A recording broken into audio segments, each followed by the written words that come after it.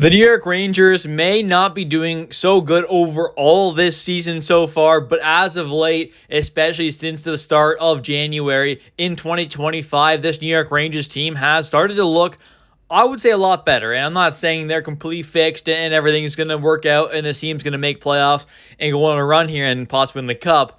But what I am saying is this Rangers team has started to win some games. They're getting more points, and they definitely are starting to kind of push back towards possibly getting into a playoff spot. So in today's video, we're going to kind of take a look and talk about and kind of break down how the New York Rangers have been playing, what the kind of Eastern Conference kind of wild card race is looking like as of right now, and kind of the playoff race as a whole, and just kind of talk about the Rangers, especially with how they've been playing as of late since the start of 2025, because they have looked like a pretty much, I would say, much better team. So let's get right into it here and just kind of start off by taking a look at the wild card standings in the Eastern Conference as of recording this video before Sunday's games. This is how things are currently looking. So right now we have in the actual wild card spots, in the number one spot, you have the Boston Bruins, 45 games played, 47 points. Columbus Blue Jackets in the second one with 43 games played, 46 points.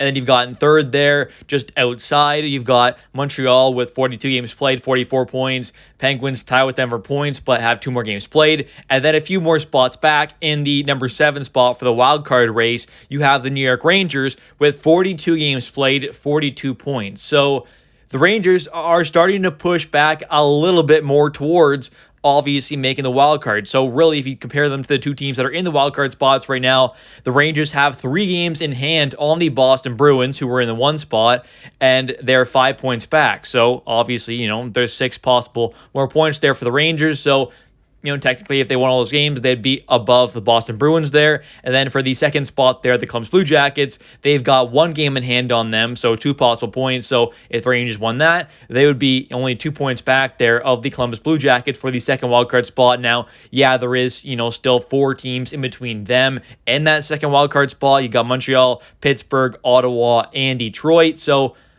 it is a little unfortunate there, especially Ottawa and Detroit right now. As of recording, the Rangers do have 1 more game played and, are tied with Detroit in points and have 1 less point than Ottawa. They're still back of, Pittsburgh as well, though they do have, 2 games in hand there and only 2 points back. So the Rangers, what I'm trying to say here, are not too far out. They're still definitely not really in there by any means, still ways out, still the number 17 in that wild card race as of recording. The team right behind them, the Islanders they're not too far back either, tied with games played there and have 1 less point, so they're still in the race as well. The Rangers are definitely looking a little better as of late, which is good. And I should mention that Sunday only has 1 game between the Ottawa Senators and the Dallas Stars, so 1 team in that wild card race in the Eastern Conference. It's not going to change, the standings too much, as I'm obviously recording this video before that game does happen on Sunday. But taking a look, though, and continuing at some of the stats of the New York Rangers since the start of January, of 2025, and kind of their start of this kind of better form of play, I guess you could say, as this team is 4-1-1. in their last 6 games to begin January, which is a very good thing. I think that's nice to see that this team has kind of flipped the page here to begin this 2025 stretch of hockey. Obviously, there is still a chance of this Rangers team to possibly make playoffs. I definitely don't think this team is, fully back and they're guaranteed to make playoffs here and they're going to go on some big, long playoff run. But it's good to see that they're starting to turn things around here and they're starting to push back towards, possibly making the playoffs. There definitely are going to have to be some questions kind of be answered with how this team plays, on whether or not this team is going to be a possible seller at the upcoming trade deadline. And that's something that I think that is very, very important that the Rangers have to kind of figure out as soon as possible, kind of what their plan is to do at the deadline, because the Rangers have quite a few assets that I do think and kind of players that, should be kind of shipped off at this deadline to go out there and get some prospects and or picks, guys like, Ryan Lindgren, possibly, maybe a Jimmy Vesey, a Riley Smith. There are a few guys here who I do think, Borgen especially as well, there are some guys who I think, should be kind of being looked at as possibly being traded away as they're expiring contracts and could possibly end up bringing back the Rangers some, nice assets, whether it is, draft picks or draft capital or possibly a young kind of NHL guy, potentially, whatever it is, and getting back some kind of long-term assets for players who, I personally kind of don't really see more than likely kind of being re-signed. I mean, guy like Borgen, he'll probably leave in free agency. Same thing with a guy like Riley Smith, Ryan Lindgren. There's three guys right there. And Jimmy Vesey's another, UFA there as well. He's another guy who could possibly, walk away in free agency. So maybe you look to cash in on him as well. There's four guys right there who I think could net you back some pretty good draft capital or prospects, whatever it is. And you get back some good long-term assets for guys who were just going to walk away for nothing this offseason anyways. So the Rangers really have to figure out kind of what their plan is for the deadline here. And, if they start pushing towards the playoffs even more, to look to kind of buy and make a couple little moves. I wouldn't be surprised at all if this front office did that. But, I also do think that what's probably best for the long-term future of this team, and even for kind of, competing for, next season, might be more towards kind of just doing not necessarily a full-on kind of, retool of the season, but just shipping off a few of these kind of expiring contracts. Guys, like a Ryan Lindgren, who I think it's pretty much set in stone. Now, there's no way we're bringing this guy back. I mean, with the way things that have been kind of going with Lindgren this season, with the way he's playing for the most part, I just don't see how he's going to end up getting re-signed. So, if you can really get anything for him, if it's like a fourth, fifth round pick at the deadline there, maybe you just take that and you just get that asset back in return for a guy who you pretty much know is going to walk away. And then that opens up a spot on the back end there for maybe a younger guy to get called back up, and maybe Victor Mancini comes up and, things get swapped around a little bit there on the back end possibly.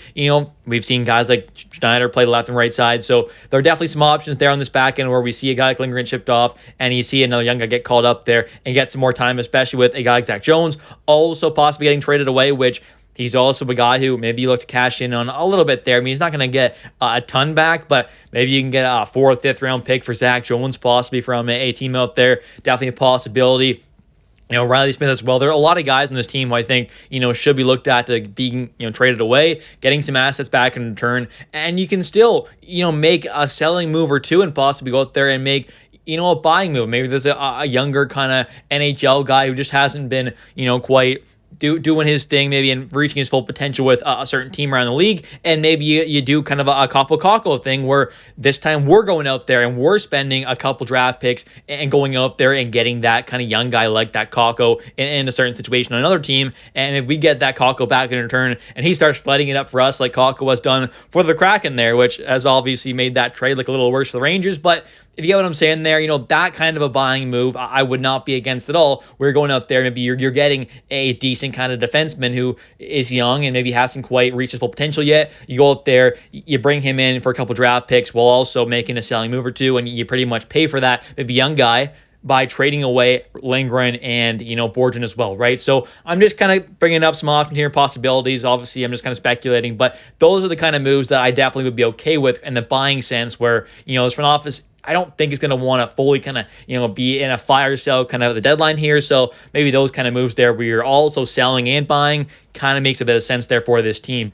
But since the beginning of January, of 2025, over this last 6-game stretch for the Rangers, they're 4-1-1, 9 points there, looking a lot better. I mean, they have 21 goals for since the beginning of 2025, which puts them in first place there for goals for, tied with the Capitals and Columbus Blue Jackets for goals against.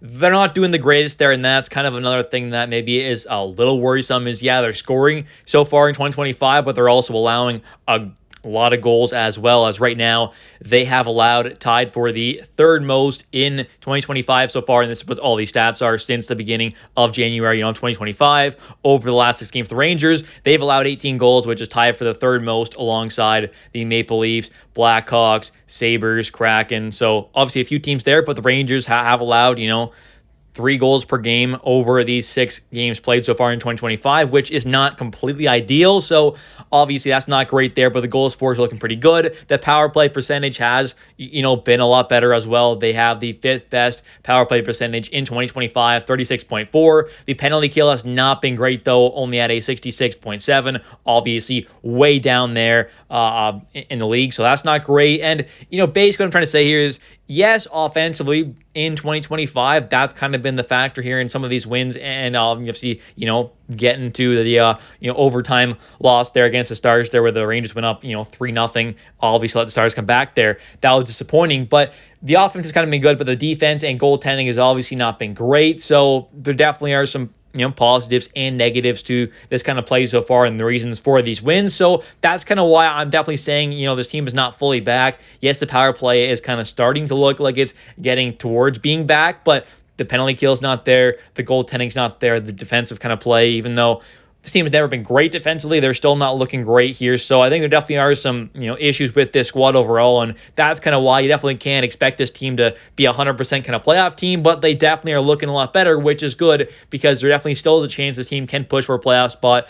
Obviously, being only a few points out right now, that's a good sign, but there are, quite a few teams, pretty much like 8 or 9 teams right now kind of fighting for 2 wildcard spots in the East, which it's going to be a really good kind of fight and a fun fight to watch, but it's going to be a tough one for the Rangers to win. But they definitely are still in the mix, which is a good sign for this organization. Overall, though, it is nice to see this team kind of get back towards their winning ways, but there definitely is no guarantee that this is going to continue. So we'll have to wait and see, keep watching these games, see what happens there, see if they can continue to string along these points there, which is nice. Getting back in that wildcard race is good, but there are still a ton of teams fighting for those spots. There are only 2 wildcard spots, so it's going to be an absolute dogfight of a race there. It's going to be a tough one, but it should be a lot of fun to watch. And I just think that this Rangers team, they got to get something going here, hopefully, just to kind of get the fans energized again, because it has been a pretty, just kind of sad season so far, honestly, as Rangers fans. I mean, not a whole lot of, fun stuff to watch so far this season, a lot of disappointing play. So hopefully this team can kind of turn things around here and have a nice, good winning stretch here for the fans, and obviously, for the team as well here to get back on track and get back towards possibly making the playoffs. Anyways, thank you all so much for watching. If you have enjoyed this video, definitely hit that like and subscribe button for daily New York Rangers content, and also definitely comment down below your thoughts on the New York Rangers kind of better stretch of play. Obviously, they're not fixed, but they're getting back on track possibly, so let me know your thoughts on that. Do you think they're going to make the playoffs? Do you think they're not? And what are your thoughts on this team as a whole? Let me know in the comments. I'll catch you in the next one. Let's go Rangers.